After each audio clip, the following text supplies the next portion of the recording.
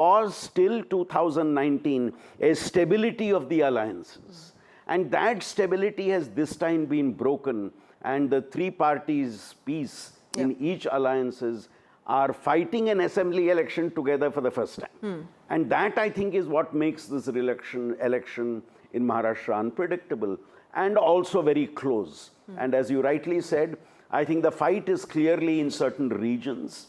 What will be important to watch as we proceed today is who is the weak link in both the parties. Because it's that weak link which is pulling possibly the party down.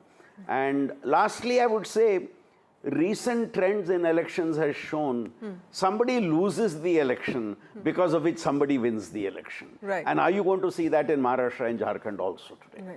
Right. That's very interesting. Let me go across to Prabhakar because Jharkhand poll outcomes will also be out today. But before that, let me go to Sam Daniel because Wayanad is where Priyanka Gandhi could be making her electoral debut from. If she becomes an MP, all Gandhis will be in the parliament, which in itself is quite something to watch out for. Sam, tell us, what does this mean for the Gandhi Parivar, and also for that matter, what does this mean for Priyanka Gandhi? Because she started her electoral journey by being the General Secretary in charge of UP, and she was not able to make that kind of mark when it came to political, political successes. She came up with the slogan, "Ladki hoon, lad sakti hoon," but Congress did not really perform that well in the assembly elections of UP, and after that, she of course, had other roles to play in the party, and this time she could be becoming an MP. It's a safe seat. Tell us, you went to Wayanad, tell us what was the mood like, and what are the larger implications for the Congress party and for the Gandhi family once Priyanka Gandhi becomes an MP? Vasudha and Tanima, Priyanka Gandhi fighting from a seat where Rahul Gandhi was twice elected, that has given them that kind of a comfort level. But the challenge for Priyanka Gandhi is to make sure she making a debut this time. She wants to really make it big, come with a bang kind of a thing. So her team hopes for a win much bigger than what Rahul had secured second time. He had won with a margin of 3.5 lakh. They hope to go beyond 4 lakh, but the voting percentage was slightly lesser this time. But will that still work for the advantage? That's something we'll have to wait and watch. It's a triangular contest with the CPI fielding Satyan Mukheri and BJP fielding Navya Haridas. The political significance would be for the Congress to have the Gandhi family member represent this Congress seat from the south, and also to have a stronger woman face to fight to be part of the Congress team on the floor of the House. That's the bigger, larger message the Congress is trying to send. Since Rahul Gandhi has shifted to Raebareli, there will be a Gandhi family member still representing from the southern part of India, and to have a high-profile, stronger, well-known face, and nothing like Priyanka Gandhi making a debut and also filling up that kind of a space on the floor of the House. That's what the Congress hopes. In terms of the issues, well, the Congress had taken up the issue of what they call the central government, the BJP-led central government, in a sense abandoning the landslide-ravaged Wayanad. But the other two parties, be it the BJP or the left, they had targeted Priyanka Gandhi, calling her as an outsider, saying that she could actually abandon Wayanad just the way, as they call it. Rahul Gandhi didn't have much time for Wayanad in the past. So that was the political angle these parties had taken on. But the Congress, looking at the track record in terms of Rahul's victory twice there, they're supremely confident that Priyanka Gandhi will be able to comfortably win, possibly win with a larger margin as well.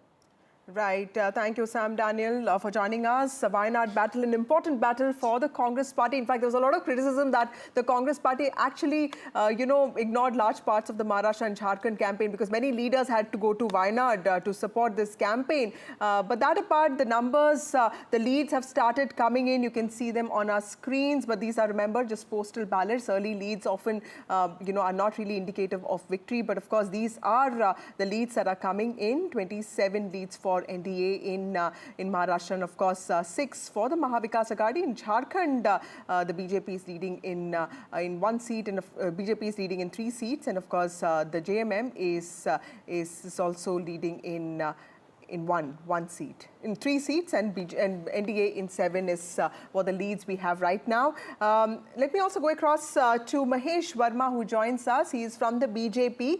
Mr. Verma, thank you so much for joining us on this broadcast. Sir, I know that exit polls have often gone wrong, but out of the 10 exit polls that have come out, there are about 6 which have given you a comfortable victory. There are about, there's one that is saying that it could be a hung assembly, and the rest, 3 of them have given the edge to Mahavikas Aghadi. How confident are you of making a comfortable victory in the state of Maharashtra, given that the state is known to, throw up surprises? देखिए, मैं ये सबसे पहले बताना चाहूँगा आपको कि जिस प्रकार से महाराष्ट्र में लोकसभा चुनाव के रिजल्ट हमारे अगेंस्ट में थे, जिस प्रकार से वहाँ पर एक माहौल था, जिस प्रकार से हम चुनाव में जाने से पहले हमारे को लेके एक झूठ का बाजार गर्म किया गया, वो कम से कम हम लोगों ने पहले से उसका अच्छे से जो पॉलिटिकल इंतजाम, पॉलिटिकल मैनेजमेंट हमें जो करना था, उसको हमने सामने रख के, और महाराष्ट्र में जो हमारे पास मुद्दे थे, जो हमारे वर्कर्स थे, जो हमारे हर एक क्षेत्र में हर एक रीजन के हिसाब से जो हमें पॉलिटिकल मैनेजमेंट करने थे, उसको हमने बखूबी किया। वहाँ जिस प्रकार से हमें पब्लिक सपोर्ट मिला, जिस प्रकार से रोड शो में लोगों के उत्साह देखने को मिले, जिस प्रकार से प्रधानमंत्री जी के जो भी जनसभाएं हुई, उसमें देखिए जिस तरह का जन सैलाब था, वो कहीं जाहिर करता था कि भारतीय जनता पार्टी के साथ जो है वहाँ कहीं ना कहीं पब्लिक खड़ी है। अब सवाल यह है कि आज के नतीजे जो है कहीं ना कहीं उसको स्थापित करेंगे, और जो चुनाव का रिजल्ट हमें लोकसभा के जब चुनाव हुए और जो नतीजे उसमें हमें मिले, उससे इतर नतीजे जो है आज हमें मिलेंगे, ये हमें पूर्ण विश्वास है। Thank you, Mr. Verma. All the best for you. We also have Adil Singh Boparai from the Congress Party joining us. Adil, we have talked about this earlier as well. What is your expectation from Maharashtra? Because this was not just the Congress's battle. Despite the Congress Party actually performing the best amongst all parties in Lok Sabha elections in Maharashtra, there was a lot of back and forth between the MVA allies. So clearly the Congress was not in a stronger position. In Vidarbha also you had to give away seats to the UBT Sena. Would you say that the Congress Party could have done better in terms of handling this work of coordination? Well, I respectfully disagree with you, because when you go to the hustings in a collaboration with the other alliance partners, of course there has to be a bit of give and take. But there was absolute synergy amongst us and our allies, whether it was Mr. Uddhav Thackeray or Mr. Sharad Pawar. We ran a very, very progressive campaign. Of course, the voters today in the course will decide which party do they want to really give a mandate. But we ran a progressive campaign. We ran a campaign of inclusivity. We ran a campaign of justice, social economic justice. We spoke about the real issues. If there was any formation which really spoke about issues like inflation, unemployment, agrarian crisis, deteriorating law and order, it was the Congress Party and our allies. On the contrary, and in contrast, what you saw, the BJP was indulging in rabble-rousing, dog-whistling politics, divisiveness. So today the voter has to decide, we've done our bit, we've taken our agenda to the people. Today the voter has to decide whether he wants to choose justice over injustice, inclusivity over hate.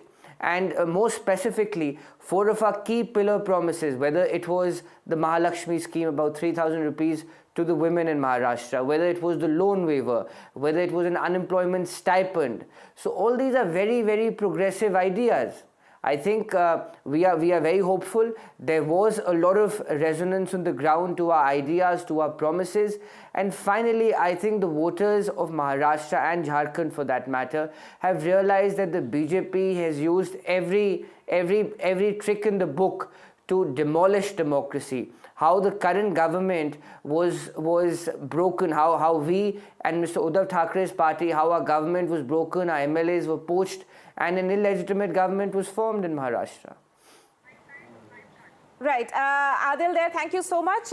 We've, of course, also got our reporters, Prabhakar there, reporting from Ranchi in Jharkhand. Prabhakar, the early numbers, as Vasudha had been pointing out, these are, of course, postal ballots which are being counted. But at the moment, what we can see is that there are 13 seats in which the NDA is leading, 14 as we speak, and the India bloc leading in 6 seats. These are, of course, very, very early days. Yeah. Nothing much should be read out of this at the moment.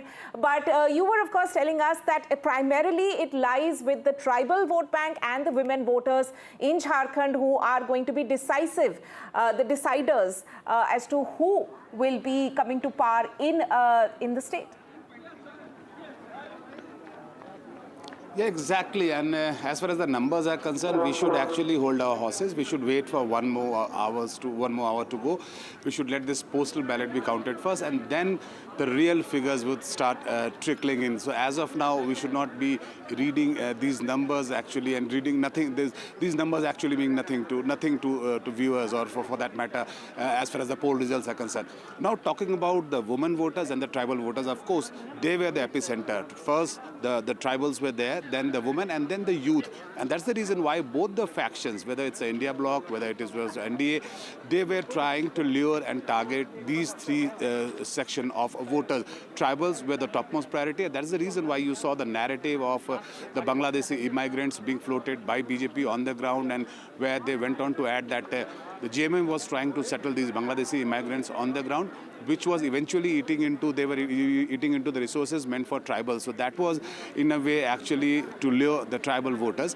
Then the women voters, we have seen the Maiya Samman Yojana by JMM, 1,000 rupees per month being already paid to them. 4 months of payment has already hit their accounts, and now the JMM has promised that if this vote is back to power, it would be increased to 2,500 rupees per month.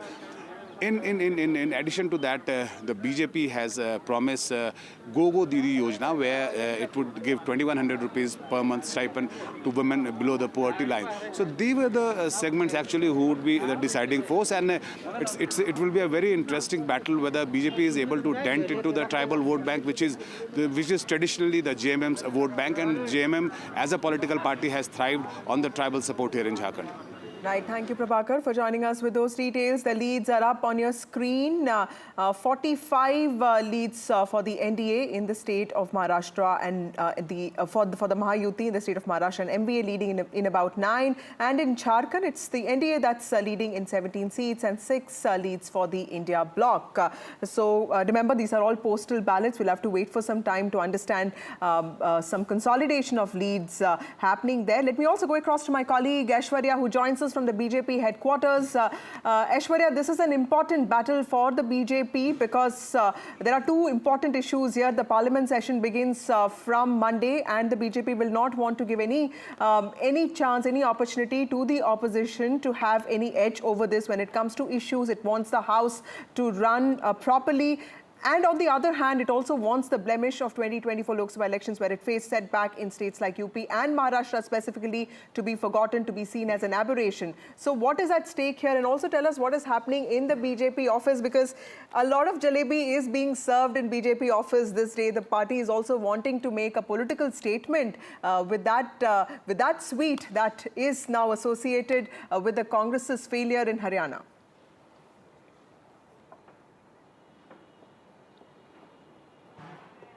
Well, certainly the Bharatiya Janata Party leaders have stated that they will not go with the exit poll predictions. Of course, they will wait for the results, because last time as well, the BJP leaders have called out for the exit polls predictions. As far as the Maharashtra polls are concerned, they had been stating that they will wait till 11 or 12 to get a final picture, and only after that, big political leaders of the Bharatiya Janata Party will come outside. On the other side, in Jharkhand, BJP seems very confident, but at the BJP headquarters, of course, you call it early celebrations, or you call it preparations for celebrations, something that we are looking at, because still, over here, what we are witnessing is preparation for the breakfast. Of course, jalebis being prepared early morning. We saw how every elections halwas being prepared at the BJP headquarters, but this time it is, of course, jalebis being prepared here with puri, sabzi and other key dishes. But on the other side, what we saw during the Haryana polls, of course, it was Congress headquarters who had early in the morning had prepared jalebis and started distributing because they were very confident of the Haryana elections.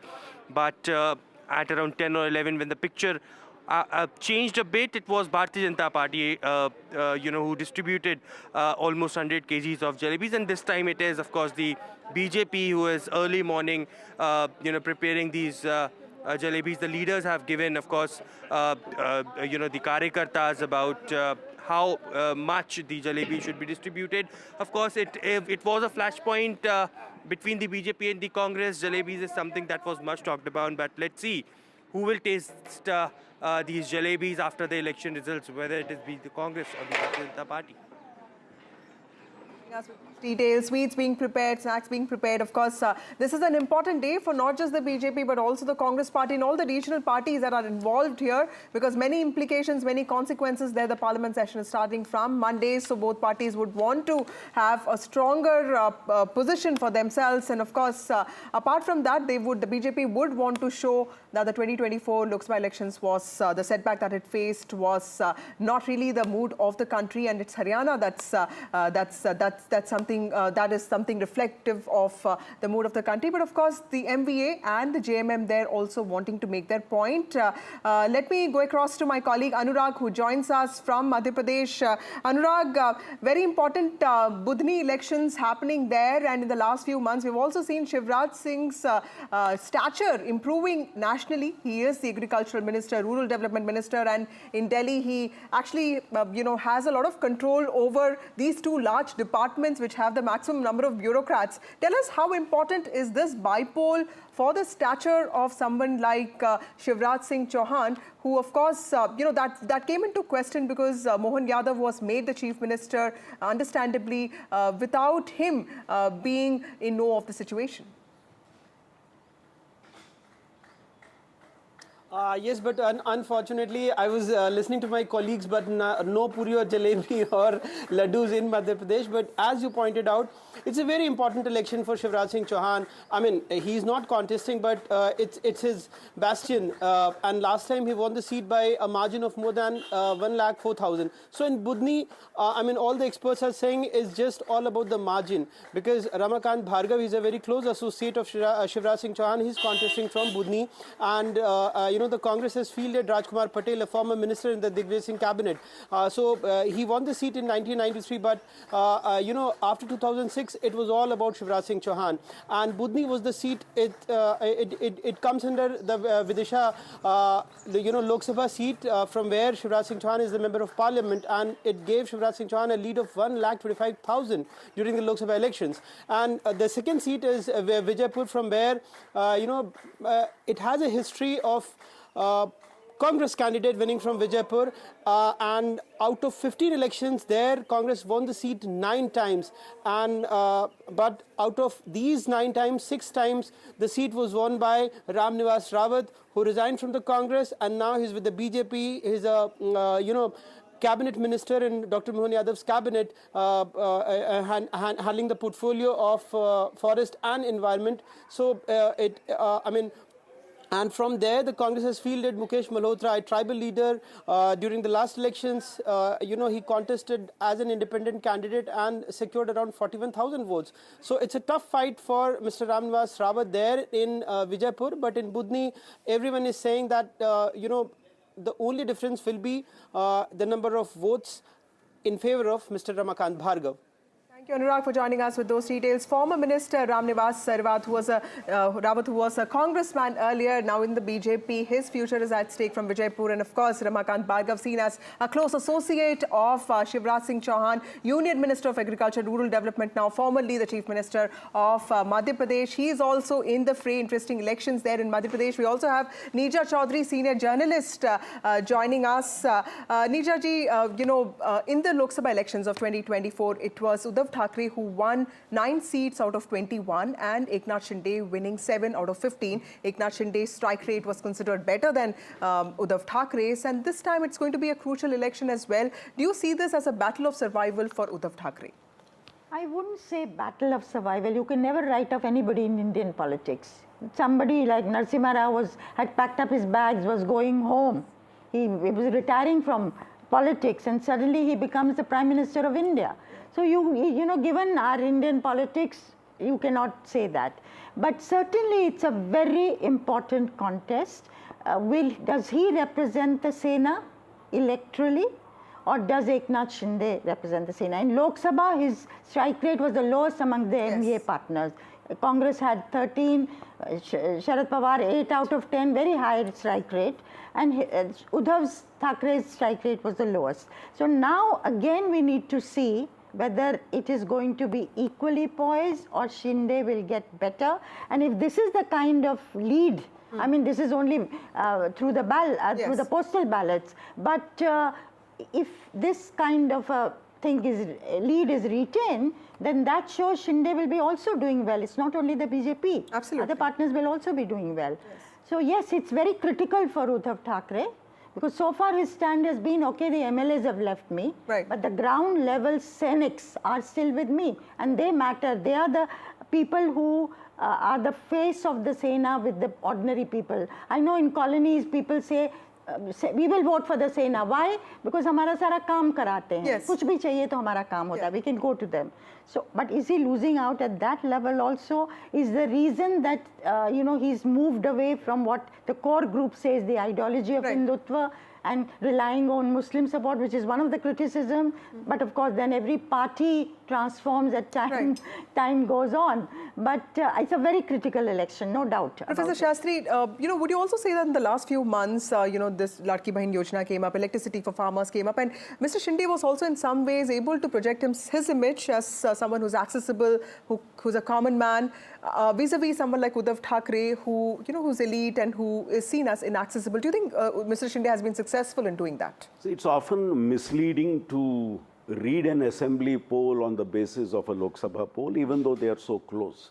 Because the issues in a Vidhan Sabha poll are very, very different. Yes. And the numbers also change quite dramatically. You are right in saying that since the Lok Sabha election, the government in Maharashtra has been making a concerted attempt to try and focus on people's welfare schemes.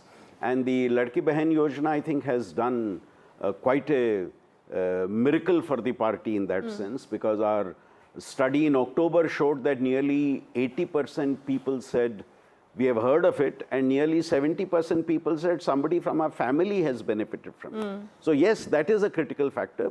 And the second point you made, that Shinde being projected as a prominent Maratha leader within that alliance, and being made the chief minister and remaining as chief minister, I think was a critical factor in the whole social coalition that they were trying to construct of bringing the Maratha vote in. So today will tell us whether actually both these strategies have worked effectively or not. And I think the Mahayuti is hinging its success on these two very, very critical elements. Right. Coming to you, Neeja ma'am, as far as Jharkhand is concerned, you know, of course, a lot of exit polls have given Mahayuti the edge. But do you see a scenario where the smaller parties will have a role to play in Jharkhand, because there is a tight contest there, according to certain exit polls, between the JMM Congress combined and the BJP on the other side? Yeah, if it is a very close contest, which some believe it will be, because from the beginning it's been billed as a takkar between two sides. But of late, you know, there are both kinds of stories, that feedback that has been coming. One, that the BJP had moved ahead because of a variety of reasons, anti-incumbency against Soren, corruption, and also recent days stories have been coming, there is an anti-outsider sentiment. Now, anti-outsider sentiment is of a kind that not the locals, and I don't mean the tribal versus non-tribal, but people from outside have taken leadership in Jharkhand, and there has been a reaction. I don't know how strong this sentiment is, how relevant it's going to be, but certainly there have been voices expressing this. Right. If I could just add a point to that. Traditionally, the JMM and its supporters have been doing well in the tribal region, whereas the BJP has been doing well in the non-tribal region. I think the key to the success in this election is how well does the JMM do in the non-tribal regions, even as it holds on to its tribal support?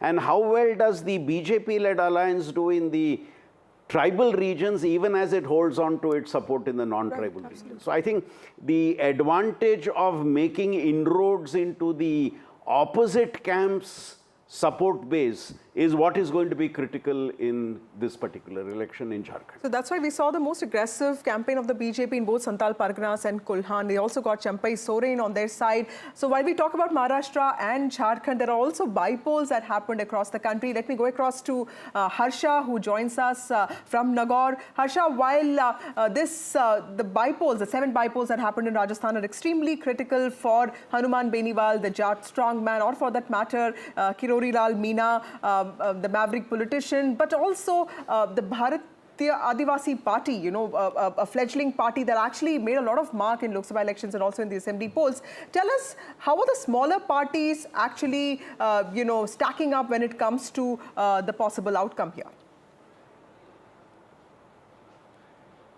Well, yes, I'm very glad you asked me this question about the Bharatiya Adivasi Party.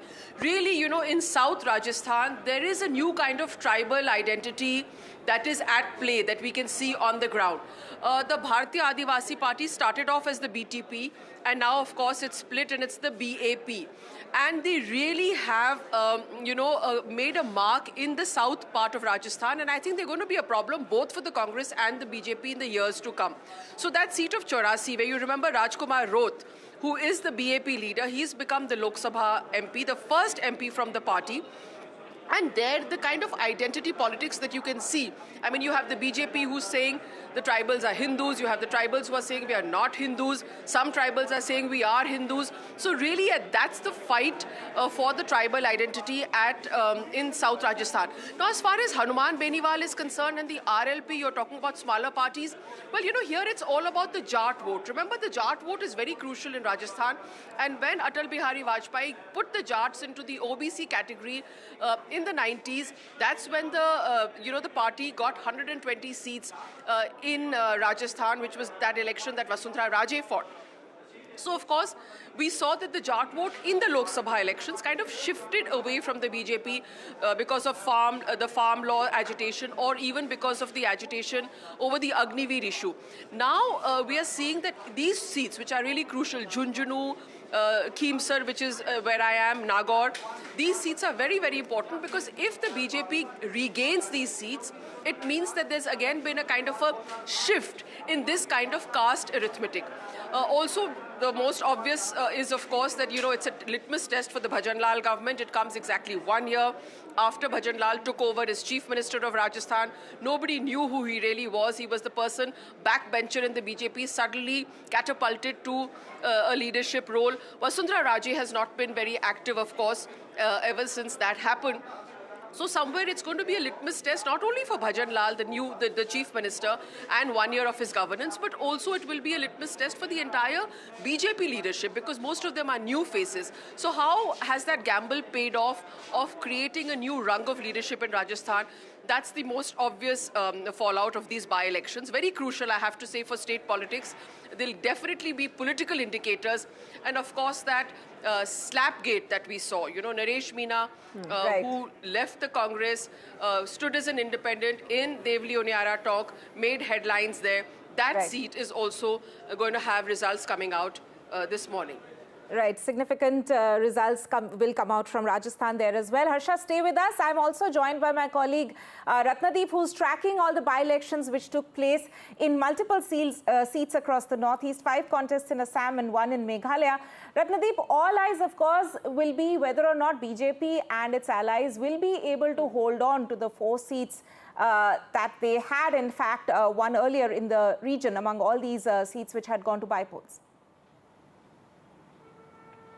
That's right. In fact, as we speak, the counting for the postal ballots continue in the counting centers for this 5 by-poll seats, which actually got negotiated after their sitting MLAs contested the Lok Sabha elections and won. And among these 5 seats, 4 are with the BJP and allies, 1 with the Congress. And the contest is there for that 1 seat, which is with the Congress, Samaguri, a Muslim majority seat, which is a Congress stronghold. Remember, since 2001, Congress heavyweight from Assam, former Minister Rakibul Hussain, who this time contested the Lok Sabha elections and from Dhubri and won with one of the highest margins in the country, had represented Samaguri, and this time he has fielded his son, 26-year-old Tanzil Hussain. But Samaguri had been in news because there have been major pre-poll violence causing death of a person. They have been firing on the convoy of a BJP MLA. The Congress candidate has been attacked. In fact, we were reporting from Samaguri on the day of the polling, and while we were reporting live, there were skirmishes happening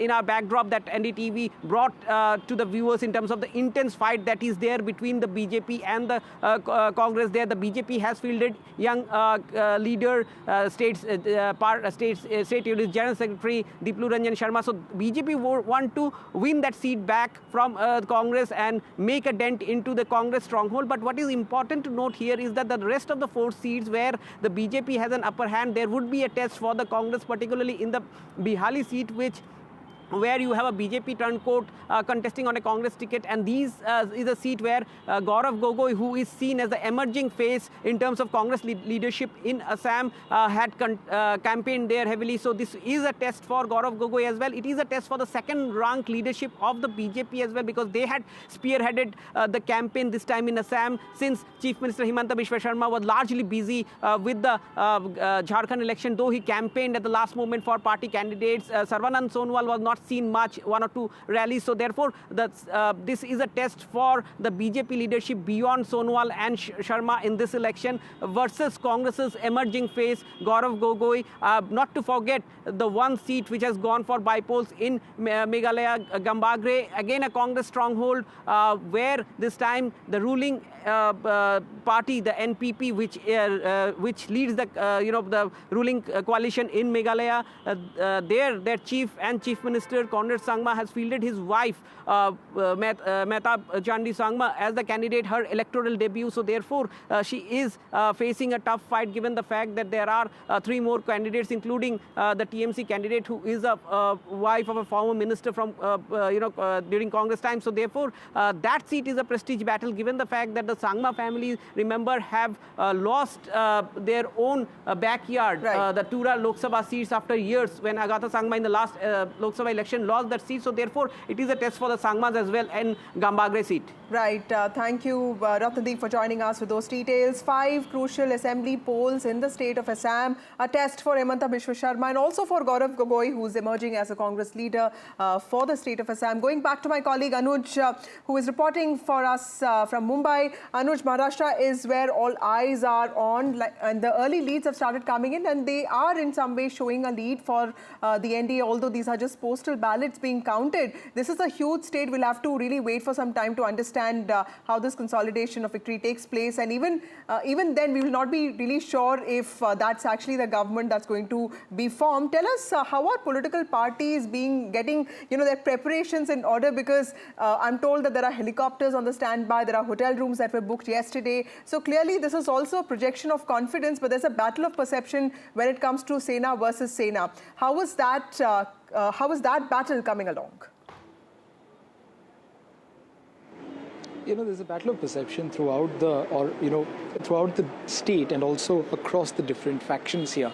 One thing is for sure is that both the alliances are ready for some sort of unnatural partnerships to take place post the result, because we've seen that there has been some sort of a conflict within both the alliances over several matters. When you talk about Mahayuti, firstly, it's about the chief ministership's face. I mean, of course, in MVA, they made it very clear that, Congress and Rashtravadi did not want to go with the face but Shiv Sena UDT faction was very much willing to do it. But at the same time, even in Mahayuti, we see that there is not a consensus, because Devendra Fadnavis has been giving hints about coming back to power, but he's also said on multiple times that he's completely out of the race. Then we had Vinod Tawde in the center of all the controversies just a day before the polls. We have Eknath Shinde, who made it very clear that Amit Shah had communicated to him that it is under his leadership that the entirety of Mahayuti was fighting the election, which means that the chances of him carrying on as the chief minister, according to the Shinde faction, is very high. But at the same time, they also have the third partner, Ajit Pawar, who's been the deputy chief minister for close to 5 or 6 times and has been very vocal about his willingness to be the chief minister. So when you see all of these things playing out, even in 2019, we saw that one of the major reasons, or if not the actual reason for the Shiv Sena to split away from the pre-poll alliance and part its way away from the Bharatiya Janata Party was, according to them, the BJP not keeping a word of having a 2.5 is to 2.5 years formula as far as the chief ministership is concerned. In this election as well, we can see that just one position of, one executive position can play a very vital role when it comes to deciding the post-poll alliances. Very similar to what happened in 2019. But unlike that, we've seen that especially between the NCP Sharad Pawar faction and the Shinde Sena faction, they both have not really fielded a lot of candidates against each other. And there has been a chatter going around about how, Sharad Pawar and Shinde Sena is keeping their cards open of tying it up with one another if the need comes. One can still not be completely sure about what route is Ajit Pawar faction going to take. Has he parted ways from his uncle for good, or are there ways, for him to make amends? If there's one party which has made its relationship sour with everyone, in the opposition, that is the Uddhav Thackeray faction of Shiv Sena. They have been very vocal and aggressive against, of course, the Bharatiya Janata Party and Shinde Sena for the very basic reason of the party getting split. So we can see very few or less chances of them teaming up. But then, as we heard someone say before, that this is Indian politics and one cannot really predict anything longer term for this. A lot can change in 24 hours. But as of now, we've seen that although the early leads suggest that the Mahayuti would be inching towards the majority mark, but it's just the postal votes. And secondly, one cannot really guarantee that particular alliance to form the government, even if they get the majority mark. Yes. Nisha ma'am, you heard what my colleague had to say. The psychological advantage that the Mahavikas Aghadi had when the numbers came out in 2024 Lok Sabha elections, with Congress winning 13 seats, the highest, do you think the Congress did enough to retain that edge when it came to the assembly elections? Well, the general view is that the Congress's campaign was very, very localized. There wasn't a state leader campaigning all over for various constituencies. Rahul Gandhi went as a national leader and did few rallies, but it wasn't like a blitz. But then this time, the Maharashtra election was more about state leaders and less about the national leaders. In fact, people didn't talk about Narendra Modi or Rahul Gandhi at all. They were more interested in Sharad Pawar, Uddhav Thackeray, Devendra Fadnavis, Eknath Shinde, who would make it, what are the possibilities. So I think, but in a localized election, did they put their best foot forward? Because the political families in Maharashtra who control districts, and often they are contending more than one political family pitted against another one. Like Narayan Rane's family, whose two sons are contesting from Sindhudurg, as opposed to the Naik family, who are the foes. So there are many local, I have called this a hyper-local election, the Maharashtra election. Therefore, very difficult to, predict, because there are too many players taking place in action there. So to answer your question, did they put their best foot forward? People feel they didn't put their best foot forward in Jharkhand, certainly. Yes. Because they were given 30 seats in that alliance and 41 to JMM, and then to RJD and CPIML.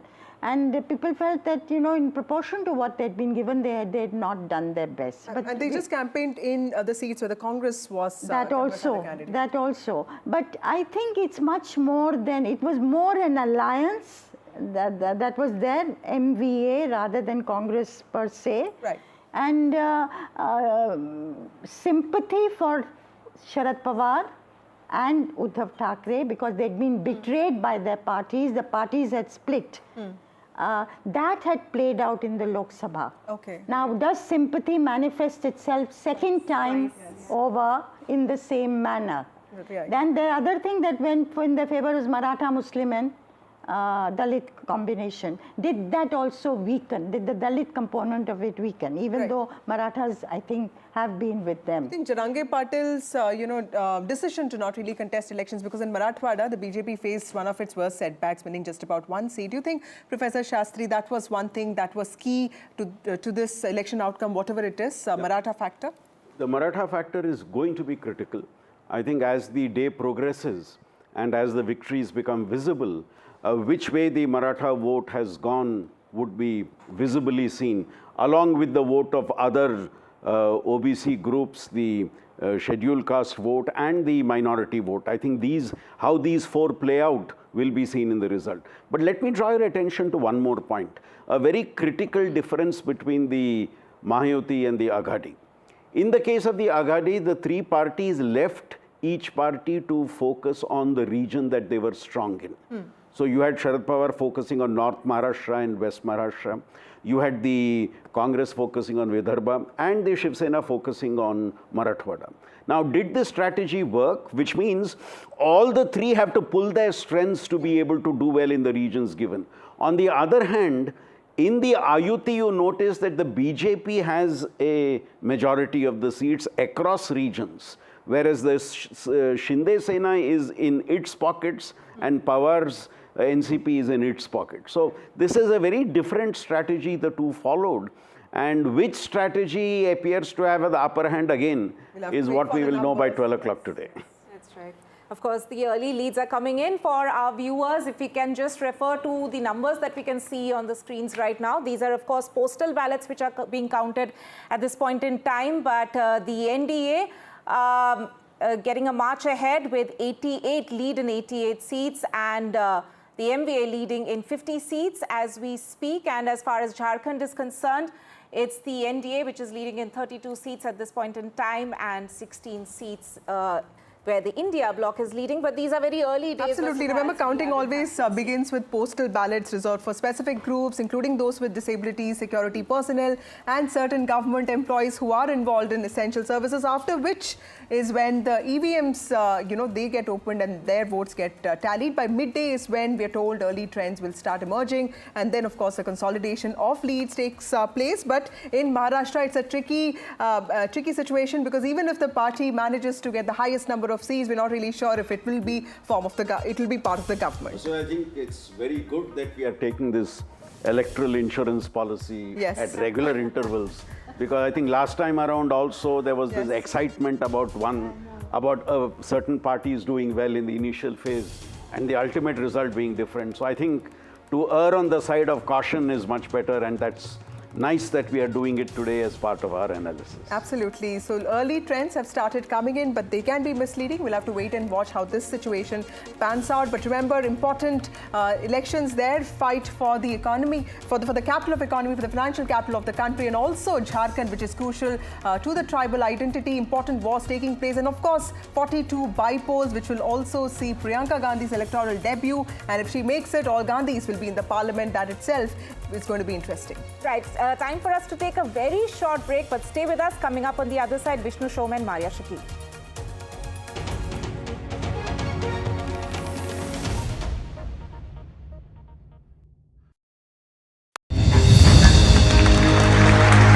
I now request the Honorable Prime Minister to launch NDTV World and address the summit.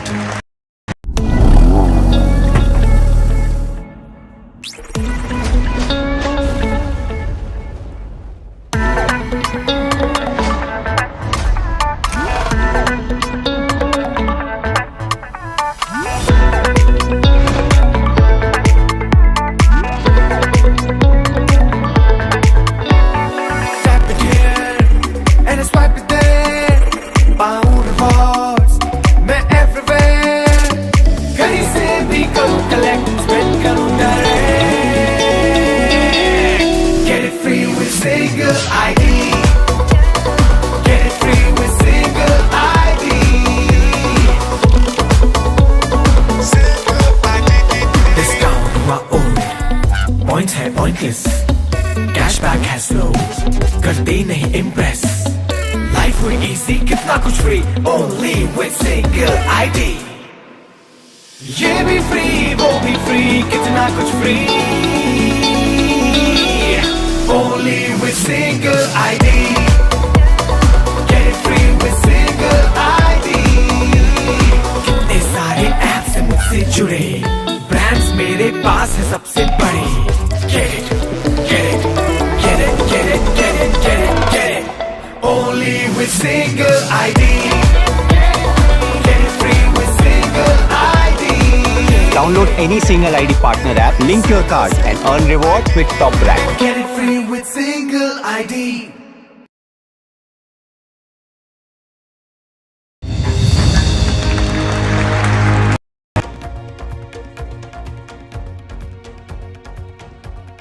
Good morning and welcome. In the next few hours, the political landscape of India could shift dramatically as the results from the Jharkhand and Maharashtra Assembly elections roll in. With high stakes and even a higher voter turnout, these elections aren't just about local governance, they're a litmus test for national political tides. In Maharashtra, the battle between the BJP-led Mahayuti and the Mahavikas Aghadi promises a fierce contest with implications for regional power dynamics. Yes, that's Vishnu and I are joining you at a time when the EVM machines would have opened and the counting for both the states and the bypoll that's happening across a number of states would have begun. In Jharkhand, the outcome will signal whether the JMM Congress coalition can maintain its grip or if the BJP-led NDA will seize control. This isn't just about numbers, it's about the direction of development, policy and leadership in these pivotal states. Stay tuned as we bring you all the live updates, analysis, first reactions from the ground, shaping the future of over 250 million people. Don't miss what promises to be a political spectacle that could redefine state and national politics. Because, Maria, you would agree, it's not just a state election this time around. Absolutely. There has been a certain trend, which we've seen in the Haryana elections. Is that going to be something which could be a factor over here? We're going to really see what happens over here, because there are many elections coming up, but we're going to see where this leads us. So we're going to, what you see on your screens right now, with many, many words of caution. Yes. And should we add a few more words? Yes. Is very, very early leads. And these cannot be relied on. These are leads and not results. These are postal ballots which are coming in. These are early trends which are coming in. If you are asking when will results be known, I would suppose by about 12 o'clock we'll get 11:30 we'll get direction clear. A clear direction, and then in the next few hours, these will translate into results. Yes, absolutely. So at the moment, as we start this broadcast at 9 a.m., NDA, which is the Mahayuti, at 96, Mahavikas Aghadi at 64, and others become important in case if there is a hung assembly, but not at the moment. It appears a very different picture, but yes, it's very, very early. It's 9 a.m.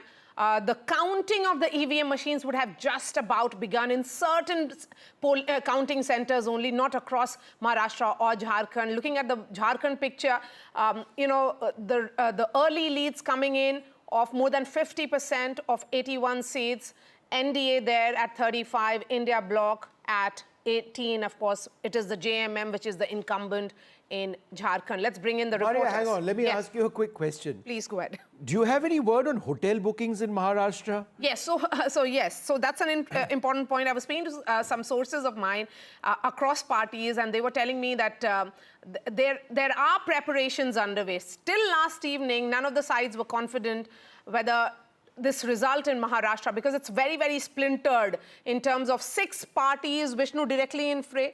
Both the Congress and the BJP have a part of the Shiva Sena and the NCP. So you really do not know which way this election will go. But I think directionally, there is a sense that has come in. Okay, so there's a triple digit now for the Mahayuti.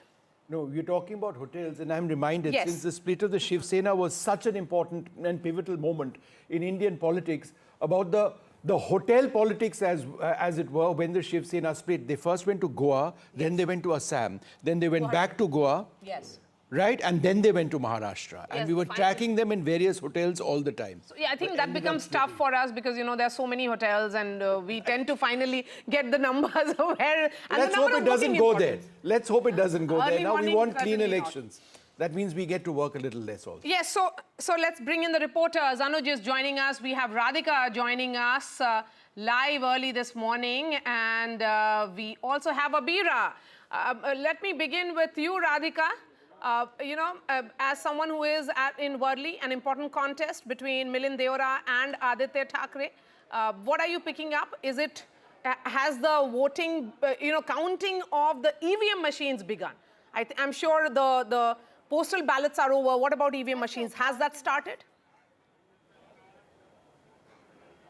Yeah, that has started. Counting of EVMs has started in Worli, of course.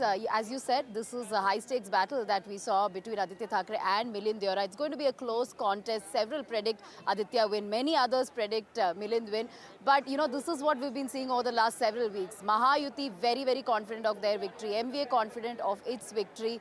And it could be hung assembly is what several people are telling us. But if it's going to be hung assembly, more drama post this. And as you were pointing out, as reporters who've been covering this since 2019, we covered 2019 elections as well, and post that the Sena split, NCP split, we were just talking about hotels and resort politics. We did see, when the Sena versus Sena split happened, the number of hotels that all of them were put up in, first Surat and then Guwahati and then Goa. And the discussions really among reporters is, will we have to go to several of these cities and be parked outside many of these hotels? So that is a concern for reporters also, not just the, candidates, leaders and the political parties.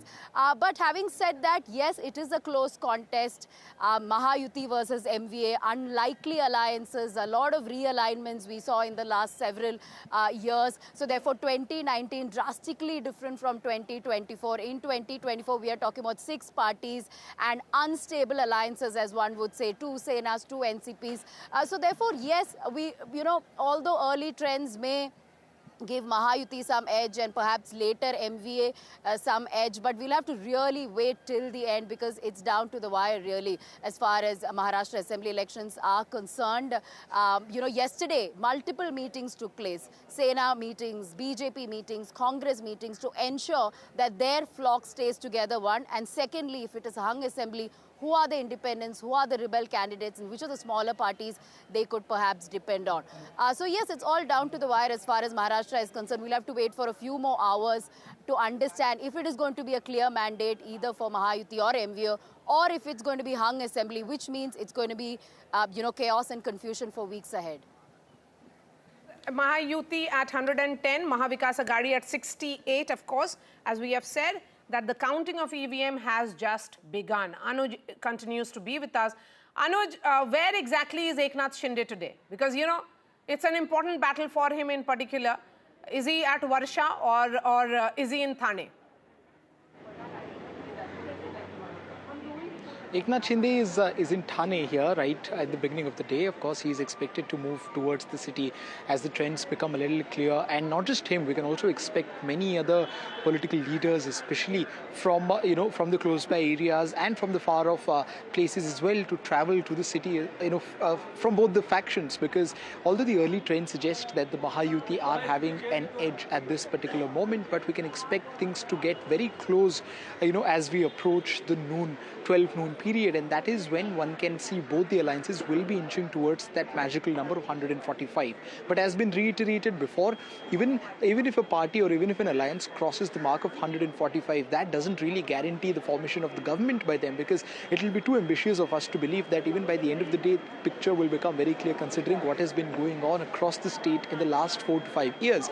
We've seen that, there have been several mini contests amongst the larger picture of the Maharashtra in terms of what the overall and situation that you see on the screen right now. Let's just give you the leads position right now. At this stage, the leads have the NDA considerably ahead. Remember, this will be postal ballot counting. At 103 leads for the NDA, the Mahavikas Aghadi at 64. At this stage, the Mahavikas Aghadi is actually 13 ahead in terms of a change from last time around. Of course, the political formations were different, but in terms of the composition, the NDA is down 7. But again, very early days. Let's go across to Abira, who joins us at from Dahisar. Abira, what's happening around you? What's the buzz that you're picking up? And what are some of the key contests where you're reporting from? Let's first talk about, I think this time Maharashtra is taken over by the women because the percentage of women that turned out to vote was extraordinary compared to, of course, 2019. We have seen how Maharashtra percentage of voters have increased, and we have to give it to the women because 6% increase in the women voter. So, you know, I think here at Dahisar, we have Manisha Chaudhary, who is the sitting MLA right now, who is the BJP candidate. She has an upper hand because she has been campaigning here, talking to the women, of course.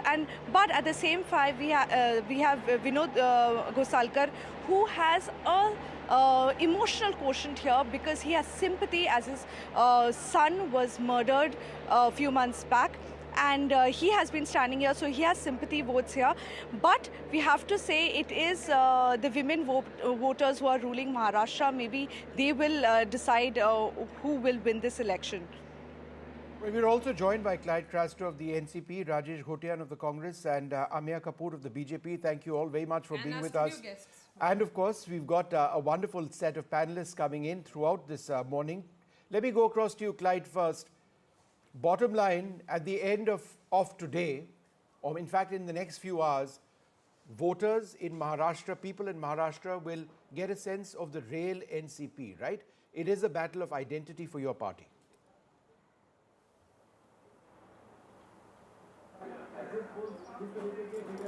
Clyde, can you hear me? Can you hear me? Can you hear me? Yes, can you hear me? Did you get my question? Yes, please go ahead. Yeah, I got your question. Can you hear me now? Yes, please. Okay. Can you hear me? All right, we'll come back to Clyde in a moment. Let's just go quickly across to Rajesh Ghotian of the Congress Party. Rajesh, I know these are very early right now, but it does appear that in terms of the lead situation, the NDA considerably ahead of the MVA. You know, any quick thoughts that you may have? See, when I started seeing the counting, I knew it was not possible at all. And if you see, I have been looking at the left side, that is on the screen, at a lot of Marathi channels, one of them being yours, NDTV Marathi. Now, I am having a lead count of, I don't want to just market any other channel on your channel, but I am having the latest on all the 288. It was 137, 135. So what you are showing will finally go there. And as of now, I don't want to be wrong also, it is showing 140 to Mayuti and 132 to MVA. And this is not even the first round. So I'm very sure I was on your channel 2 days back. Yes. Hello? Sajjan, come in on this. You know, when we are looking at these numbers, 120 is what we are looking at for Mahayuti at the moment, and Mahavikas Aghadi at 80. Mahayuti down by 12, and Mahavikas Aghadi up by 20. Very early hours, 9-11 isn't really the time we can come to some conclusion, but how are you looking at it? No, I mean, that's also the down and up is because last time in 2019, the combinations were different. You have just two parties in what you call today Mahayuti, combined Shiv Sena and BJP. So therefore, both the constituents were contesting more seats. So this time, even if it's going down, the lead indicates one thing. If you see the ground scenario, the fact that except Marathwada region, everywhere there was a positive traction for Ladki Bahin Yojana scheme. To Eknath Shinde's image has also taken some sort of a upward pull factor. Given that, also if you see in Vidarbha region wherein Congress was supposed to contribute considerably, therein we found that Congress had literally let it go, let it slip out and fall into the hands of the local candidates wherein the Mahayuti has the edge. So overall, I think if more women voters, as the report is there, have voted in this, so therefore the Ladki Bahin Yojana impact is going to give positive traction to the Mahayuti. Okay, Aditi? Well, we have to see what role or what the performance of Sharad Pawar is. Because this is absolutely a make and break election for him and his party. We have to, I don't know what the reports are from Baramati. I don't know what the reports are from other areas where... I will just mention that because NCP SP at the moment Their leads are, they are contesting on 64 seats. Lead is in 33. There's a change of plus 21 for NCP-SP at the moment. So which is They're contesting in 86 seats, right? 86, yeah. Yes, 86 yes. seats. So far we know about 51. 64. 51 so far. 64 we know about so far, yes.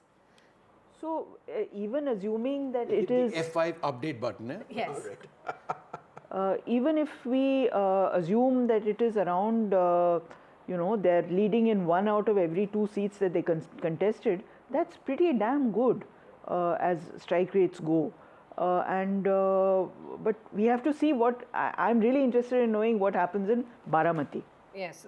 In fact, there's a further update, Maria. They're contesting in 86, yes. the NCP-SP. So far, there are leads in 71. There are leads now in 37. They're leading now in 37.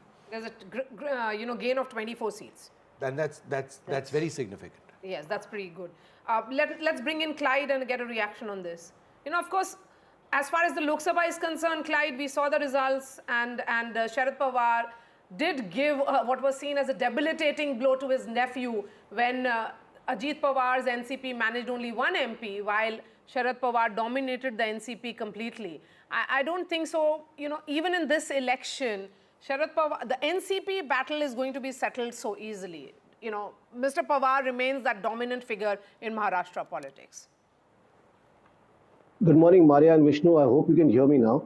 Loud and clear. Am I audible enough? Am I audible now? Clyde, you've been audible all throughout. Can you answer the question? Okay, thank you. Thank you so much. So I heard you. I'm getting my updates, from Baramati. Yes. So at the moment, Mr. Ajit Pawar is leading, but overall picture is that, the NCP, my NCP, which is Mr. Sharad Chandra Pawar, we're leading in 45 seats at the moment. That's the update I'm getting from my central office, that we're leading 45 seats. So it's going to be neck to neck, but, like Maria just said, is it going to be settled, which is the real NCP? I have no doubt. I have no doubt we are the real NCP. The election commission may have given the verdict, things have panned out, but we all know who formed NCP. We all know who is the president of the NCP. These things happen, but at the end of the day, people of Maharashtra will decide today what they decided in the Lok Sabha election. We won 8 out of the 10 seats that we contested it. So I think it's going to be a decision that the people have taken. It's going to seal it this time around. But having said that, the updates that I'm getting also, we are neck to neck. The Mahayuti and Mahavikas Aghadi are running neck to neck. It's a battle of identity for your party. At the end of the day, in the next few hours, people would likely say, okay, I now know who the real NCP is. And therefore, as tall a leader as Sharad Pawar may be, this is at one level an existential election for your party. Well, I wouldn't call it an existential election because we know we exist. It's the other faction that broke away. They try to, exist and, call themselves the real NCP. But the truth cannot be, hidden. The fact is, we all know where the party stands. Sharad Pawar Saab formed the NCP and we Okay, a word on Shiv Sena and all other political parties, because we have more details coming in now. The Shiv Sena, which is Eknath Shinde's Sena, the leads have come in on 59 seats out of 81 that they have contested leads now. They are leading in 33 of those 59. There is a change or gain of 2. Congress, though, is down minus 13. They are contesting on 101. Remember, in Mahavikas Aghadi, they're contesting on maximum number of seats. Out of 101 seats that the Congress is contesting, the leads clear now in 83. They are leading only in 26. And in 2019, remember, they had won 39. So I think it's not very early trend, but not very clear picture for the Congress at the moment. So as we look at 917, Mahavikas Aghadi at 85, Mahayuti at 136. So that's how the numbers are stacked. Again, let's bring in Anuja Kapoor now of the BJP. Early trends, I know BJP has always been cautiously optimistic, but how are you viewing it? Jai Shri Ram and good morning. We are very hopeful because this is the government of NDA, and NDA is a cadre-based party where under the leadership of Modi ji, a Modi ji who has been bestowed with the highest honor around the world with 17 awards, this is what we see, where India is called as a Viksit Bharat. You will be seeing in 2045, 40 in next decade. So what we are looking into is why we would be winning this. Because what Modi ji's schemes have been turned up in Maharashtra, what Modi ji's schemes have been turned up in Jharkhand, that is on the ground level. The woman, Dalit, the caste system, what Congress was talking about, where we were talking about Sabka Saath, Sabka Vikas, where we also talked about because what I'd like to do, and I'll come back to you, is take a look at important strike rates which are taking place in face-offs between various political formations. So if we take a look at the BJP versus the Congress, that's the really big one. The BJP presently in leads, these are leads, not results, we'll say it 100 times, has a strike rate of 70%. The Congress in a direct face-off in Maharashtra across the state is hitting at only 23%. So this is a huge problem, Maria. Yes, a word on those 75 seats. Out of those 75 seats, there is on which there is a direct face-off between the BJP and the Congress. 40 are in Vidarbha, which essentially means that the BJP is doing well in Vidarbha region. That's why their strike rate is at 70% in this direct face-off between the BJP and the Congress. Early as it's 920 only. And also the other point, of course, is that the Congress is doing, would have concerns at this stage. Of the 101, and as you mentioned, in the MBA, they're contesting the maximum number of seats in that alliance. They're leading in only 25. That's down 14 from last time. Let's take a look at the next face-off, as it were, on the screen. This is the NCP versus the, I think it's the NCP versus NCP. Let's try and pull out those graphics on the screen. Oops. NCP versus the NCP SP, Sharad Pawar. Again, this is the battle for identity. It's almost even Stevens, because Maria, about 30 seconds back, it was 50% each, right? So the NCP Sharad Pawar marginally under, but again, it's almost perfectly evening. The other big battle, the Shiv Sena versus the Shiv Sena, the crisis in Maharashtra politics triggered initially by the split of this party. The Shiv Sena or the Balasaheb Thackeray, right? Again, in the biggest battle of identity, is not hitting at the strike rate that they want. Yes, so in 53 seats that we are looking at, in which there is a direct face-off between the Shiv Sena and Shiv Sena UBT, it's 53 seats, and most of these 53 seats are coming from Konkan, Thane region. And Mumbai region. Yes. Yeah. Sajjan, a word on that? Yeah, precisely. If you see, there is a generational shift, the generation of the Shiv Sena which has not seen Bal Thackre's era. Certainly the sympathy factor doesn't translate into vote automatically. Second, Eknath Shinde, whatever be his tally, but certainly he has arrived as a leader compared to the Lok Sabha election when he was a traitor and banking upon BJP organizational base. Ladki Bahin Yojana is Eknath Shinde's initiative. So 1, 2, he is now considered as a CM who has delivered a lot in a very quick span of time. So that is why he is not only has arrived as a leader, but he is also contributing to the tally of Mahayuti. And if more women turnout is there, which is the case, then mind it, if Yuti sails through, certainly Eknath Shinde is going to be the Nitish Kumar of Maharashtra for BJP. You know what's interesting? Sorry, go ahead. Yes, please go ahead. What I find interesting is that if these trends translate into results, and the gap at this stage is fairly significant, then it goes against what we've seen in the Lok Sabha elections, where the MVA rested 30 of the seats, 48 seats. Right? So it's a complete spin within a matter of few months. Of course, we know that assembly elections and Lok Sabha elections very different. But coming as it does just a few months later. Vishnu, that was palpable on the ground. What I saw on the ground was that there is no anger per se. 6 months ago, the BJP was being accused of Jod Tod Ki Rajniti. After 6 months, that had gone. So what my reading has been, that if there is anger or if there is sympathy, it manifests only once. And if after the voters are done voting on that issue once, it has been vented out. They have vented out. It doesn't repeat itself. Aditi? Well, yes. The issues would be broadly similar, though. The issues are similar. The issues are actually the same. Issues of farmer suicide, issues of socio-economic crisis, issues of investment flying out of Maharashtra to other states, levels of corruption. Those issues are very much in people's minds. They continue to be throughout the campaign.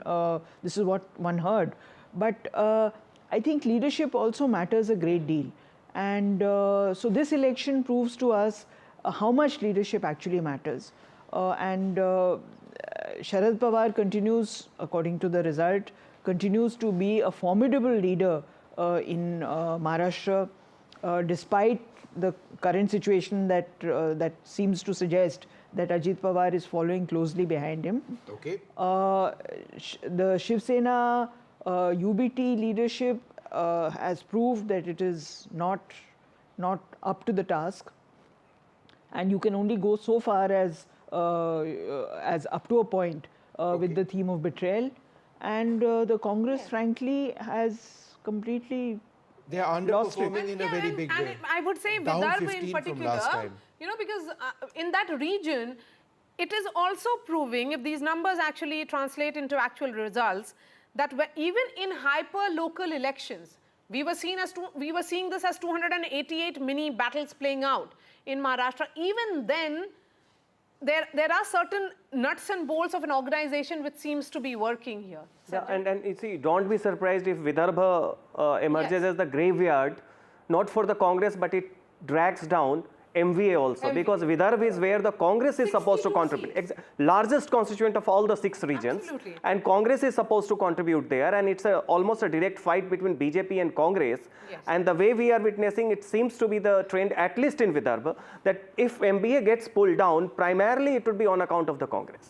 Okay, according to leads, at 9:25, NDA has majority in both the states. But this is early, very, very early trends. Let's tell our viewers this would be the first round of counting on EVM machines. So very, very early when we look at these numbers. But the gap seems to be increasing between the Mahavikas Aghadi and the Mahayuti. It's almost 70 seats gap, which is certainly significant. Let's bring in Mr. Singh now of the Shiv Sena. You know, the spotlight will be on Eknath Shinde. 2.5 years of governance, and then he managed to position himself as this leader who can take forward the mantle of a hard Hindutva party such as the Shiv Sena. देखिए, जो असली शिवसेना की बात थी, तो आज तो ये प्रूव हो गया कि जो है असली शिवसेना अभी कुछ और टाइम इंतजार करते, शायद आप और 3 घंटे बाद ये कह सकते हैं, पर फिलहाल ये अभी नतीजे जो है ये नतीजे नहीं है, ये लीड्स है सिर्फ। नहीं, पॉजिटिव रिजल्ट तो है, पॉजिटिव रिजल्ट चल रहा है। और मेरा कहना ये है कि जो शिंदे साहब जो है, मैं इनको 25 ईयर से जानता हूं, और ये बहुत जमीनी नेता है। ये जैसे जो यूबीटी के नेता है, हवाई वाले नहीं है कि जो है इधर से मातोश्री में रहना, ये नहीं करना जो है। इनको मैं स्टडी किया है, सुबह 8 बजे घर से निकलते, 12-1 बजे 2 बजे रात को घर पे आते, और इन्होंने जो लाडली बहना योजना किया जो है, उसकी वजह से काफी फायदा मुझे दिख रहा है। और मैं जिस समय वोटिंग था, उस समय भी वोटिंग पोल पे गया था। इलेक्शन कमीशन को मैं धन्यवाद करता हूँ कि उन्होंने जो है अलग से महिलाओं के लिए पंक्ति बनाई थी और व्हील चेयर भी रखा था। तो जो शिवसेना साहब का जो काम है इस इलेक्शन में दिख रहा है, और मुझे पूरी उम्मीद है कि महायुति की सरकार बनेगी। What I really want to focus on, and let's just have that graphic up once again on the NCP versus NCP battle, because that to me is the most fascinating battle in the battle for leads at this stage. With the NCP, Sharad Pawar up 23 from last time around, whereas the NCP, the Ajit Pawar faction down 12 from last time around. So, you know, I mean, so that's this. So we'll update those numbers. But what I'm actually seeing, let's you know, in the face-off right now. No, what I'm actually seeing is the overall seat, the lead position. But in the face-off, that's fine. But let's have that up again. Where are the two against each other? And we'll be updating these graphics as well. It's a 54% to 46%. So the NCP of Ajit Pawar at this stage seems to be going up. But again, that's something that we would want those numbers revised to see whether there's been a change in that in the last few moments as well. Yes, that's right. But this battle of NCP versus NCP in Baramati and parts of Marathwada. Yeah. Parts of Marathwada and Baramati primarily for the first time, despite all these gossip that there is some understanding between Sharad Pawar and Ajit Pawar. In Baramati, for the first time, you'll see entire Sharad Pawar family is spiritedly, they have campaigned against Ajit Pawar personally to ensure his defeat. Sharad Pawar's wife, who never stepped out in politics, hitherto. Okay, just a moment. I just wanted to go across to Clyde because the numbers which I'm reading, Clyde, in terms of leads, actually has the NCP-SP ahead of the NCP. Is that what you're getting as well? So we'll update those graphics of us. No, Vishnu, I'm not taking anything away from what you've got, but I have got my central office which we are monitoring because it's not surprising that we are monitoring both these parties. So right now we are leading in 43 and the Ajit Pawar group is leading in 20 seats. That's what I'm getting from my central office. So 43 NCP-SP and 20 seats to Ajit Pawar. That's what is the situation right. Ajit Pawar and Ajit Pawar candidates are leading in 15 constituencies at the moment in this direct face-off which is happening between the two parties. So Ajit Pawar, who did really badly and poorly in the Lok Sabha polls, is trying to regain, or is he riding on what was seen as sympathy, sentiment done away with? Now it is about strengthening Mahayuti, the government of the day, because if these numbers hold and the gap between the two sides is only increasing, it's a pro-incumbency vote which is playing out across Maharashtra. And a word again on this, Aditi Fadnis. Maharashtra since 1987 has not voted a single party. It has always been an alliance government in Maharashtra. This is again, as we saw in 2019, it was a pre-poll alliance that the voters may be looking at favorably. If these numbers hold, we are saying it repeatedly, this would be first round only on the EVM machines. But if these numbers are correct for Mahayuti, then Mr. Devendra Fadnavis will be always the bridesmaid, never the bride? Because everybody is doing extremely well. Yeah. And also, although the BJP has contested the largest number of seats, they will once again be relegated to supporting a smaller party from the outside, which is... Or maybe initially they'll not rock the boat, and we'll see that now. Maria, I'm just going to come back to a point I was mentioning earlier on, and according to the updated figures that we have also coming in and we tabulated with the ECP, again, it's the most fascinating fight for me right now is the NCP, SP and the NCP. The leads position of the Sharad Pawar group of the NCP, according to our data, is 32. The NCP is at 27. Remember, the NCP Sharad Pawar is contesting in 86, the NCP contesting in 59. The NCP Sharad Pawar, in terms of all their contests, this is not just NCP versus NCP, but in all their contests, is actually up 19. Now, if you take a look at that compared to where the Congress is, at this stage, the Congress in the leads position is down 15. So in terms of the big partner, as it were, in the equation, the Congress contesting in 101 seats, it's quite clearly underperforming in a huge way, and the NCP-SP appears to be doing reasonably well. Now, is that good enough or not? That we will get to that later. But Vishnu, I just wanted to make a small point, which is that the Ajit Pawar faction of the NCP, I continue to call it the Ajit Pawar faction, has actually not contested on its own symbol in many seats. So granular data could result in a different picture. You're talking about independents? I'm talking about candidates of the BJP who are contesting on Ajit Pawar's symbol and vice versa. Yes, Shaina NC. Exactly. She's contesting on as a Shiv Sena candidate. Exactly. So that granular detail is also quite important when we try to assess the positions of relative positions and strengths. All right. Well, we've got our correspondents out across the field right now, reporting from the BJP headquarters. Who do we have up at this stage? Prabhakar and Aishwarya join us. Let's go straight across to Aishwarya. Give us a sense of what's happening at the BJP headquarters. Laddu? The last time this Laddu business happened, I think you and I were anchoring, and there were Laddus in the Congress office. Our dear friend Sunil Prabhu was eating one of them as well, but then the election results. So I would suggest that Laddus might be bad news, but what's happening around you, Aishwarya? Laddus or jalebis, Aishwarya? What did you get?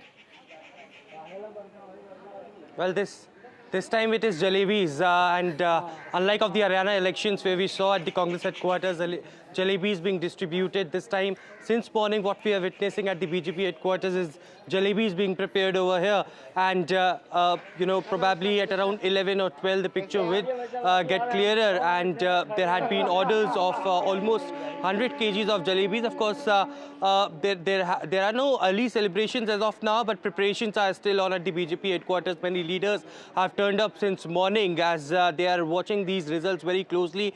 The BJP had clearly stated that they're very confident of the Jharkhand polls, but on the other side, Maharashtra is something they would like to wait and watch as to what transpires in the next few hours. But certainly preparations are on, as every elections we see, if Bharatiya Janata Party wins, then it is Prime Minister Narendra Modi who comes to the headquarters and address their Karyakartas, and therefore the reason perhaps all the you know, preparations are on, and the orders have been given to the Karyakartas to still wait and watch as to what results transpired. But jalebis is something that is being prepared.